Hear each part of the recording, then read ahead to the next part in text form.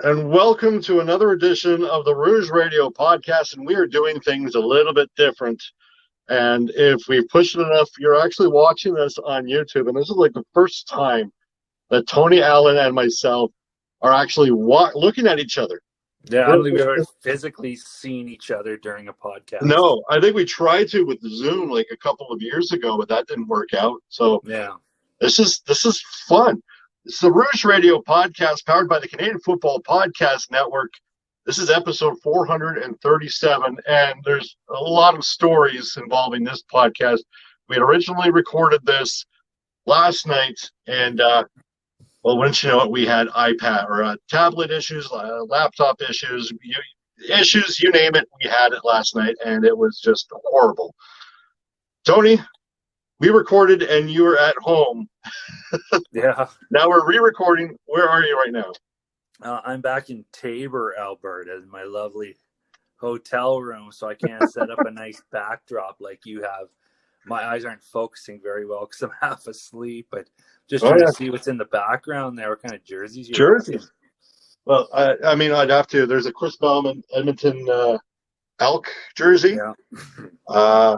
There's an Edmonton Oiler jersey. I know you're sick of them. But no, that's fine. I'm happy they're gone. Yeah. Is the game over now? Yeah, it's over. Lost it in overtime. Oh, good. Oh, overtime. Okay.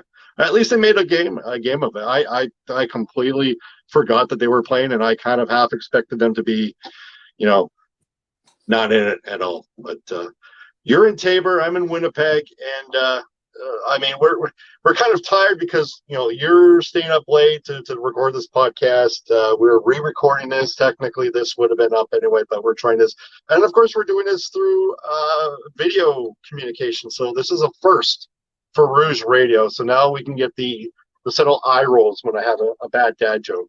Yeah. So nice shirt though, by the way. Teenage Mutant Ninja Turtles today. Yeah. So. Rocking the 80s / early 90s shirts. That's great. Got mad respect. Little old pop culture. Yeah. So we had Josh Smith on the line. We may have to re-record that, or we may just scrap it all together. Obviously, we're continuing our 9 teams in 9 weeks, and on this week we are just completely, just doing it off the whim. So I usually use my phone to look up all the stats in regards to when we bring it up. So I'm not even going to bother doing that since I'm recording through the mobile device.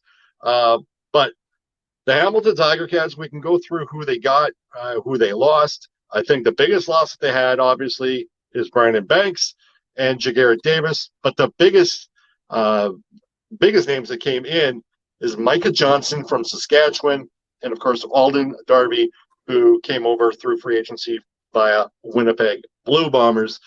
We talked to Josh. Josh said that he had anticipated at least a 10-11 win season, which would put him probably, based on our expectations, still tops in the East. Tony, what say you about the Hamilton Tiger Cats? I think it's going to be a down year for them. I think we're actually probably going to be surprised at how much they dipped defensively.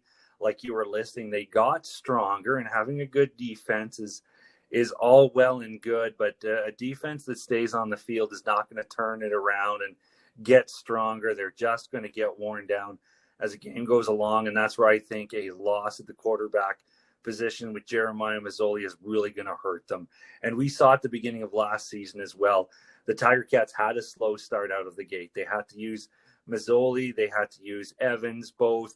We had episodes talking about what happens. Do you jettison one of these guys in a trade to bring in a more proven quarterback?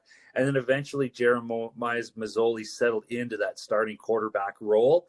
And then the Tiger Cats started to roll. I don't know if the Tiger Cats have that luxury anymore of maybe starting out slow and then working a quarterback in. As much as I like Matthew Schultz, it was fun when he did stuff in Montreal because I don't know, me personally, I wanted to see Montreal get over that bump and be a little bit more dominant in the East, which they never ended up doing. But I don't think he's going to be the same kind of counterbalance to Dane Evans as Mazzoli was. And I think, again, when you lose a part of your character in a Brandon Banks, that's going to hurt as well. And I think he still has some tread on that tire that he'll make an impact. I think it'll just be too much time on the field for the defense, for the Tiger Cats to figure it out.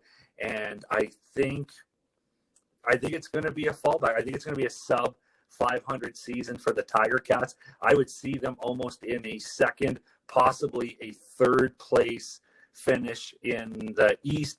I'm not betting a lot of money on the Tiger Cats this year.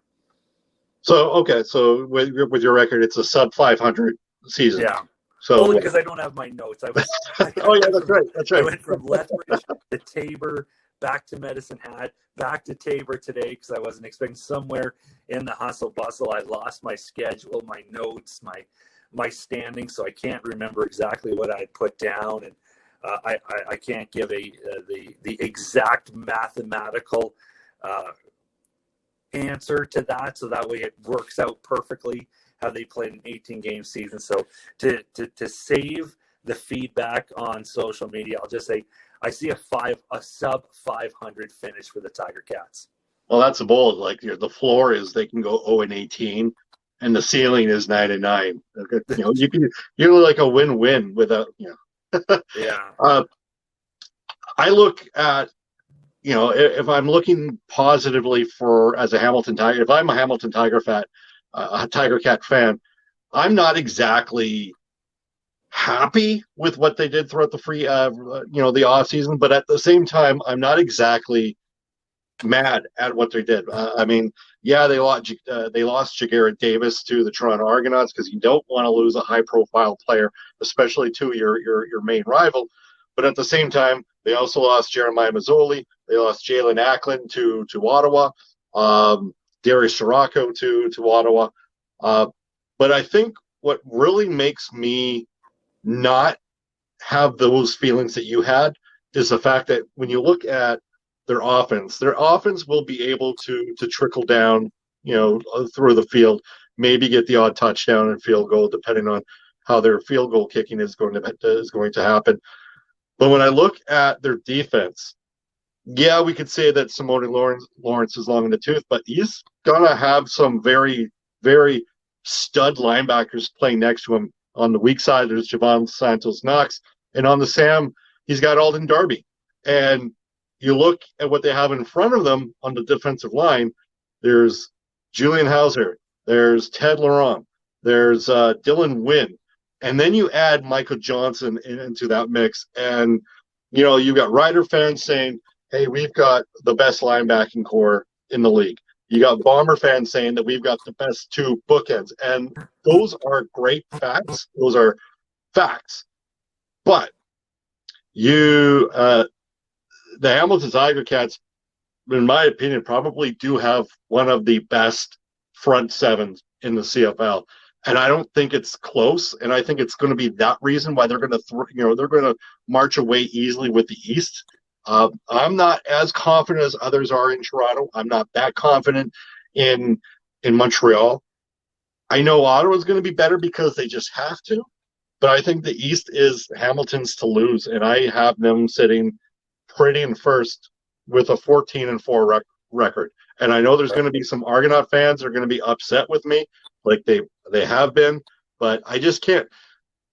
We talked about, and we're going to talk about Winnipeg in a bit, but we talked about, to be the man, you got to beat the man. And until Toronto, until Montreal, until Ottawa can consistently beat Hamilton, I have no problem believing that Hamilton can sit tight or set easy in the East. So 14-4 is my record.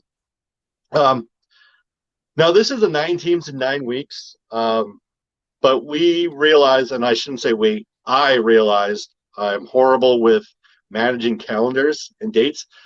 When we set this up to start a week later than we should have. We did not discuss the Winnipeg Blue Bombers. So before we get to week 1 of our preview, let's throw in a quick prediction. I don't want to take anything away from the Hamilton Tiger Cats because this was designated a Hamilton Tiger Cat show. Quick thoughts on the Winnipeg Blue Bombers. Where do you think that they'll sit? And honestly, my preview of the Winnipeg Blue Bombers would have been short and sweet and to the point anyways. They are the bench in the Canadian Football League right now. Two-time Grey Cup champions. Absolutely class of the league. They had no equal last year. Maybe equal the year before, but even then they were absolutely dominant. And when the Calgary Stampeders were at their peak, call me a homer, but I always said, until someone proves that, they can beat them, you have to recognize them as the best. And now I will do the same thing for the Winnipeg Blue Bombers. There's nothing about that team that switched. Yes, you could pick out a guy here and there that left, and even if his replacement wasn't up to the same standard, the team as a whole is still just an absolute unit. And I have no reason to believe that the Winnipeg Blue Bombers are not going to absolutely own the Canadian Football League yet again. Would I put money on them to win 3 Grey Cups in a row? That's just so impossible to be able to predict that kind of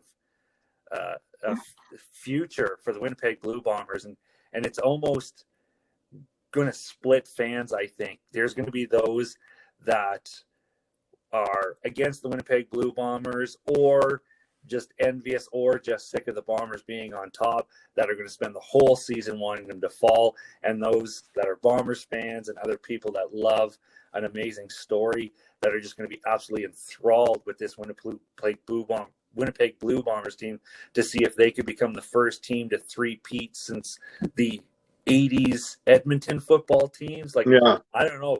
As much as I want my team to win, how absolutely amazing would that be to be alive, to see a team go from the longest Grey Cup drought to making history. A dynasty. Yeah, it is. Yeah, it's if and it's hard from my vantage point, being a Homer Bomber fan. I try not to be the Homer part, but it's funny because you go through 29 years of not doing anything, and then you just come in, and then you're kind of like, you don't even remember you being envious of the Calgary Stampeders, who going to the Grey Cup in 14, 16, 17, 18, winning 2 of them, and it's just kind of like, we want Calgary to lose, but it's purely because of being envious that they're just they're representing the West. Now it's Winnipeg, and what makes it better for Winnipeg as opposed to Calgary is every time they're at the Grey Cup, they're winning the damn thing. Whether or not it's pretty or not, they're still coming away as the victors. And Winnipeg's got a huge target on their back, and the one thing that they avoided last year was injuries. I mean, they didn't go completely unscathed, but they're starting the season without their quarterback of the defense, in my opinion, Brandon Alexander at the safety position. So if there is going to, we mentioned it, we talked about it yesterday during our hidden episode, that if you're pointing out the negatives of this team, it's kind of like nitpicking. Just finding something negative for the sake of finding something negative with this team. Other than field goal kicking, which I think that might, with the hash marks moving in, that might be improved. But as we saw last year throughout the regular season, is that they were blowing away teams without a good kicking game. Now, other teams did get better. I think Calgary got a little bit better. Saskatchewan, not so much. Edmonton, you don't know what Edmonton has, and BC. Well, you said BC is just a horrible football team. I sent you a text. I don't know if you got it, but I sent you a text saying you might have nailed that BC game because it wasn't looking pretty. Yeah, they won the preseason game. It just did not. It was not pretty.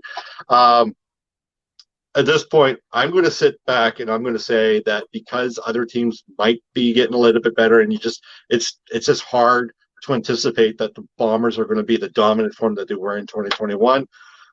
They got younger at key positions at the running back position. I'm saying 13-5. I can't remember if you had a record. What do you predict the Bombers? Yeah, I can't remember. I don't know what they have them, but it's a very flattering record. It is it will be impressive. I would pick Winnipeg to easily win the West. They'll be resting players going into the postseason. I think, again, I don't think there's a lot of threat coming from anywhere else in the West. Yeah, what's amazing is that last year, I think I did the math. It was like 45 days between meaningful games. Like that's almost unheard of. Like usually, you have you rest starters in the last week because you sewn up first place, and then you get that bye.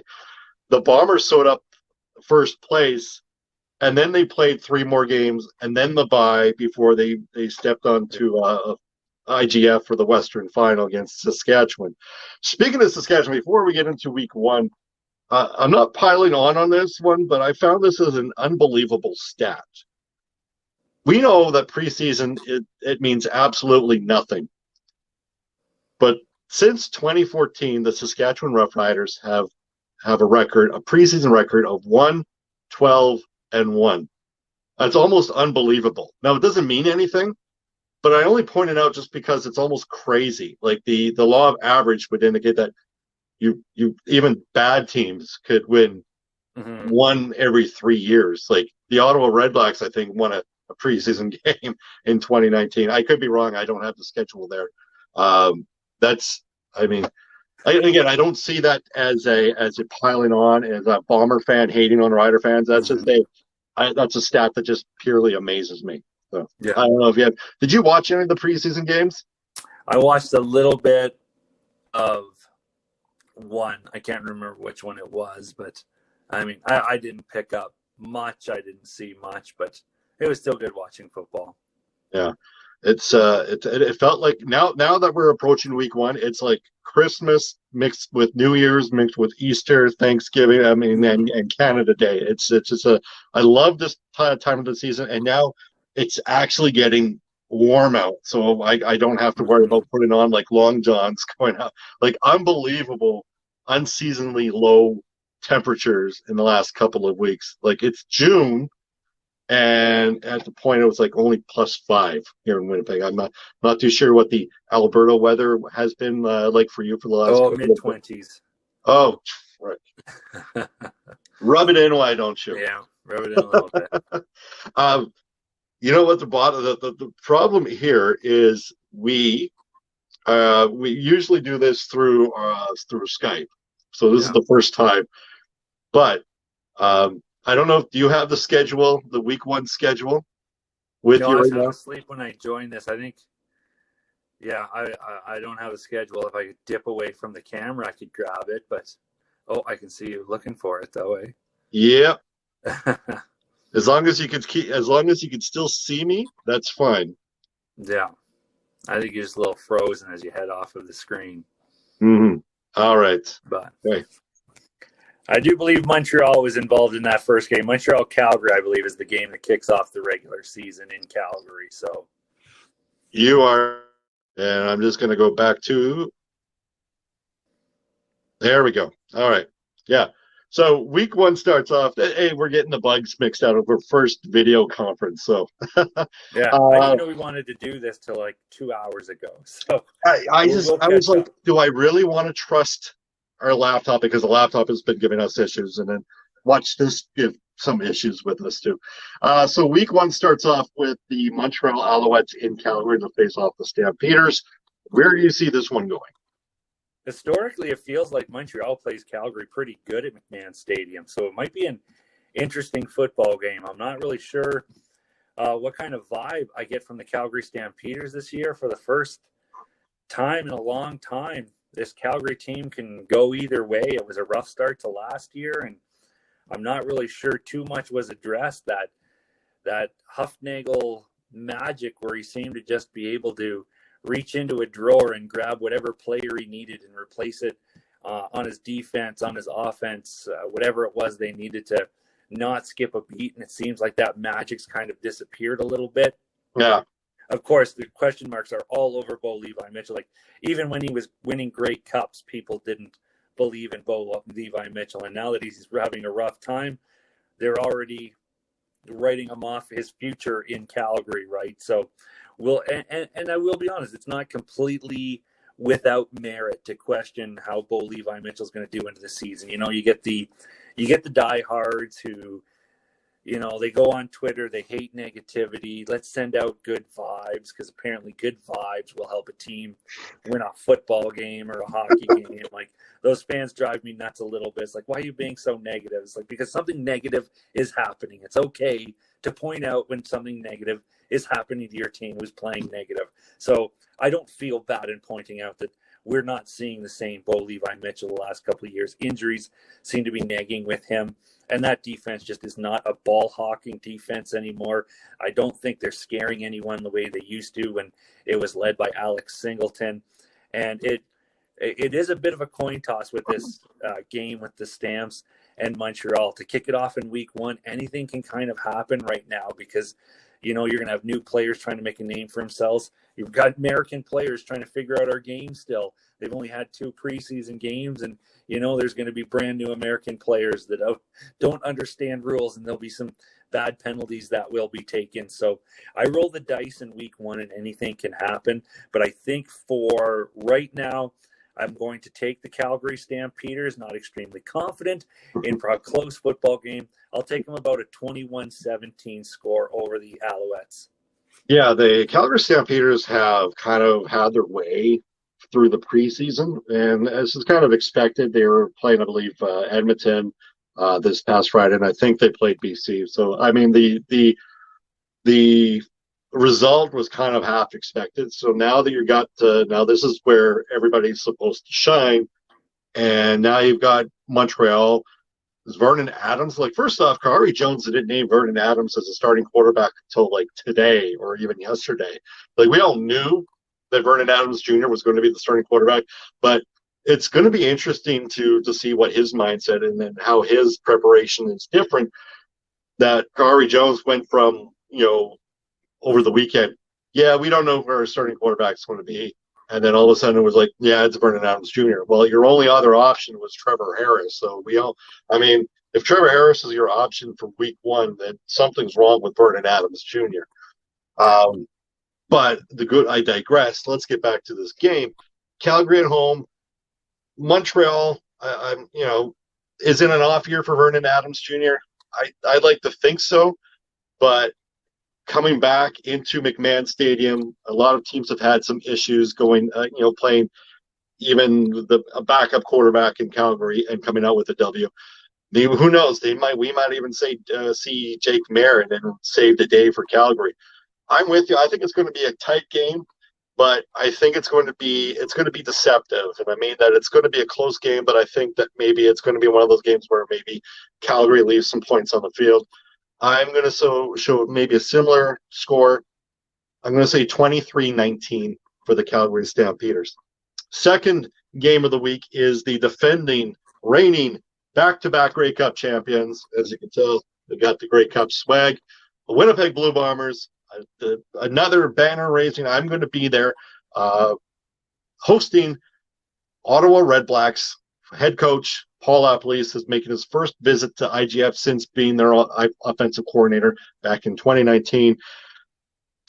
I know that we talked about this one, and this is kind of rehashing what we've already talked about earlier with Winnipeg.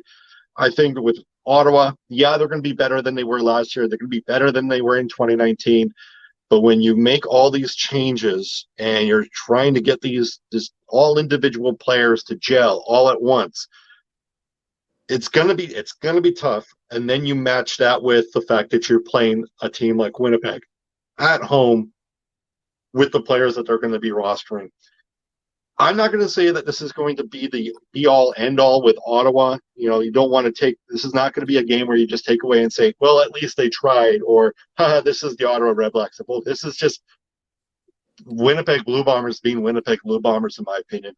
And I think at the end of the day, I think we're going to see a high-scoring affair, or maybe not high-scoring, but I think Winnipeg is going to be at least in the 30s. I'm going to say 35-11. Tony. Yeah, you almost picked my score exactly, because I think the Paul Lapalisse story is about the only interesting thing for Ottawa going into this football game. And I'm going to cut right to the chase because you said it all. I had it 33-10. You just kind of one-upped me and literally one-upped me on each score, because that was the number I was thinking in my head. So I'm going to go with it anyways. And that's pretty much all you have to say about this football game. So what you're saying is I just price Price is Right at you Yes, in exactly. regards to predictions. Okay, Yeah, great. Saturday, there's a doubleheader, and I cannot wait for this because, in my opinion, this is going to be the game of the week. Hamilton Tiger Cats in Mosaic to face the Saskatchewan Roughriders.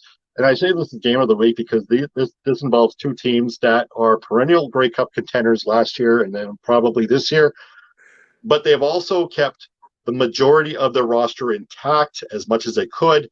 So I think this is going to be this is going to be a telltale to where each team is going to be throughout the whole season.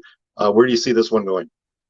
I think this is where what was alluding to in our preview of the Hamilton Tiger Cats, where I think we're going to kind of have our eyes opened here.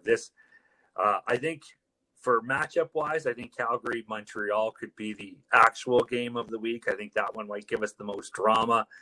This one could be the game of the week till about halftime. I think that's where people are like, oh, they're doing well. The Tiger Cats, Riders, right where we're expecting to be. And I think that's where you're going to see that the Tiger Cats just are probably not going to have that finish, that longevity for a football game that we think they're going to have. And I believe the Saskatchewan Roughriders will have the horses, and you'll see them pull away in the second half. So predicting a close one, Riders will eventually take over because they are the better football club. And we'll start the process with the Tiger Cats of, oh, well, it's only game 1. And 2, oh, well, it's only game 4 to, oh, well, games don't matter till Labor Day. Then, oh, it doesn't matter until winning in November is when it matters. I think that'll be your eventual progression of denial, as nobody wants to admit that this Hamilton Tiger Cats team isn't going to be what we think. Oh man, I have to go the opposite. I think Saskatchewan is not in disarray. I just think that right now what they lack is going to be easily countered with Hamilton's strength. And I think these teams are evenly matched as possible. But I just think that Hamilton's offense, I think Saskatchewan's defense took a hit on their defensive line. Yeah, you can mention all you want about Charleston Hughes and all you can make in a return, even if you rotate it. I don't think it's still going to be enough to stop Hamilton's offense. Where the matchup that I'm looking forward to is what this Hamilton front seven that I've just been raving of, what can they do to the offensive line, which was horrible last year. Yeah, they added Jamal Campbell. Now, will they institute the running game? They've got Jamal Morrow and maybe Frankie Hickson. What are they going to do with their running game? And I just think that against the run, Hamilton was just really good last year. And I think that's going to continue. What are they going to do with Cody Fajardo, who still just has not been able to have the 50-50 ball to success, even in the preseason? I think that's going to be the difference. I think this is going to be a coming down to the wire, but I do think Hamilton comes up with the W. I'm going to say 25-23. It's funny. What have we been doing this? Almost nine years we've been doing this. I think, did I come in 2013? Yeah. Where I met you. So we're next year's our 10-year. I don't think in this 9 years we've ever been on the polar opposites of one team than we are with the 2022 Hamilton Tiger Cats. Yeah. Is there an actual recipe for crow? And now that we do this video, one of us will have to eat crow in November to find out who it is. Because honestly, I really don't remember a topic, or at least especially the thoughts on a team as polar opposites as we seem to be on the Tiger Cats this year. Yeah, I mean, who's going to eat crow? That might be the title of the podcast. Yeah, exactly. Who knows? Second half of the doubleheader is the Edmonton Elks against the BC Lions. In BC, I'm assuming, because I don't want it to exit out of the screen. But it's a late game, so I'm assuming it is in BC. What I saw in the preseason, I know it's not a true indication about what the regular season is going to be, but I'm not impressed with BC. And at the very least, what Chris Jones is going to bring defensively. And I think that in itself is just going to be just too much for what BC thinks they're going to bring versus, that's going to be a huge wake-up call for BC, because I think there's going to be a lot of people that are really in and wanting Nathan Work to be a thing. And I'm not saying that he won't be. It's in my opinion that he isn't at this time. He's not the saving grace that I think a lot of BC fans want him to be. I mean, heck, they went out and got Antonio Pipkin when he was released by the Toronto Argonauts. So there's going to be a lot of people that just completely, they're going to sour on Rourke sooner than we kind of admit that we want to be. But at the same time, they still don't have a running game, and they don't have an offensive line that can block, and that spells disaster for a young quarterback like Nathan Mork. Edmonton, yeah, we can make all the jokes that we want offensively. 2 quarterbacks in the field doesn't matter. They're just, you're going to have Manny Arsenault throw the ball or what have you. He's going to catch one. But we can make all those jokes in Edmonton with Chris Jones. Defensively is going to be the issue right now, and I think it's going to be a low-scoring game, and I think it's going to be 20-6 for the Edmonton Elks. What do you think? Yeah, I think this is, as we get ready for the season opener for the BC Lions, the only thing we could say is, well, there's always next year. This is a football team I picked to finish 1-17. Like, it's a train wreck. Every single person in Canada wants Rourke to do well. I think that's a gimme. And yeah, I hope he does have a good show. Like, I hope he does, but I don't think this is going to be so much about me thinking Edmonton is going to be in a position to make waves in the West. I think this is just a more, like, Edmonton, I won't say they're more talented than BC. They just have it, Mm-hmm. Edmonton wins because they have talent, not because they're more talented. They just actually have some on the Elks. So that's about the deepest I can get to analyzing this matchup right here. And it may not be the best game of the week or the best game of the year, but I think it does end up with a 21-10 win for Edmonton Elks. You win double digits for BC. That's impressive. I think this is going to be ugly for BC. It is week 1. Anything can happen. Fumbles. Like I said, there could just be an accidental touchdown. So how do you accidentally score a touchdown? I don't know. Watch the West final between Winnipeg and Saskatchewan. Well, it wasn't accidental. It's accidental turnovers. Saskatchewan, yeah. But anyways, we'll see. All right, so we've handled the Hamilton Tiger Cats. We pondered about the Winnipeg Blue Bombers, and of course, we dove into week 1. Surprisingly, this was a decent episode, and it's the first one where we could actually look at each other. And I know for a fact that whatever I say, you're not rolling your eyes. So that's good. I don't have a dad joke prepared to actually physically see your eyes rolling. But before we wrap this up, any final thoughts?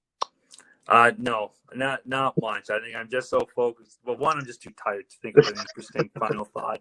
I know I had one. It feels like I had one when we recorded this on Skype, and then if I had it, I've completely forgot. I just want to go watch some highlights of the Oilers losing a couple of times, and then go to sleep. There we go. All right, so we have obviously we've endeavored into a new landscape of the Rouge Radio podcast. That'll do it for this show. You can follow us on Twitter at Rouge Radio. You can follow myself at Rouge Dalts, Tony at Tony Rouge, and of course this will be uploaded to YouTube. You could view all the content, including interviews, trade trees, top 10 content, or whatever you have available. Just search Rouge Radio through YouTube, and there we got it. And of course, send in the emails. If there's any takeaway from this show that has nothing to do with football, because that's what you guys do, that has nothing to do with football, that's all we hear about, send them our way at thenewrouge@gmail.com. That'll do it for episode 437, powered by the Canadian Football Podcast Network. For Tony, I'm Dalts. Thanks for listening, or watching in this case.